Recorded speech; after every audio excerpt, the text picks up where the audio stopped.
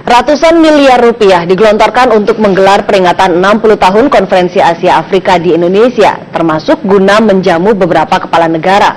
Tidak hanya sebagai ajang nostalgia, pemerintah dinilai harus mampu memanfaatkan momen ini sebesar-besarnya untuk meningkatkan investasi. Sejarah panjang justru bisa menjadi modal dalam kerjasama ekonomi. Dalam sepekan, Indonesia akan menjadi tuan rumah perhelatan akbar peringatan 60 tahun Konferensi Asia Afrika di Jakarta dan Bandung, Jawa Barat. Tamu-tamu penting dipastikan hadir, sebut saja Presiden Tiongkok dan Perdana Menteri Jepang. Namun ajang yang menelan biaya 200 miliar rupiah ini diharapkan tidak hanya menjadi ajang nostalgia negara-negara sahabat.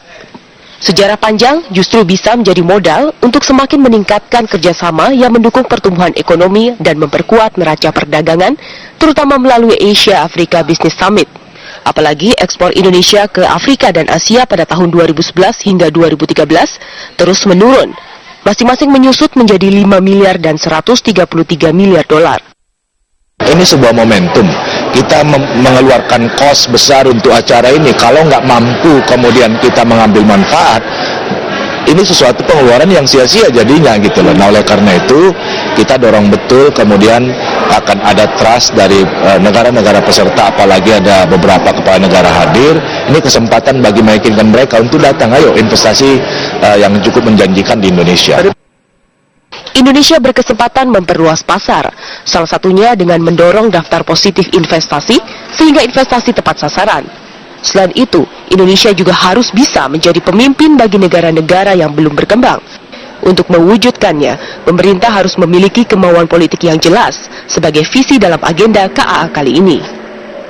Sebagaimana dulu Bung Karno pada saat pidato di dalam Konferensi Asia Afrika yang pertama, message-nya kan jelas. Tentu berbeda konteksnya dengan zaman Pak Soekarno, ya. Konteks sekarang adalah apa yang harus kita perjuangkan dalam tatanan yang sekarang, ya. Nah ini yang ada atau tidak di dalam agenda tadi. Mestinya kan ini harus menjadi agenda pemerintah.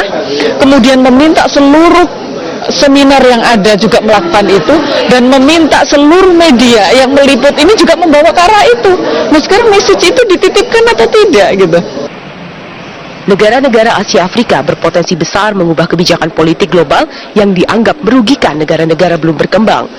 Pada tahun 2014, populasi penduduk Asia dan Afrika adalah 3/4 jumlah penduduk di dunia. Mereka menyumbang 32,9% atau 24.870,29 miliar dolar dari total produk domestik bruto dunia. Tim Liputan Bloomberg TV Indonesia.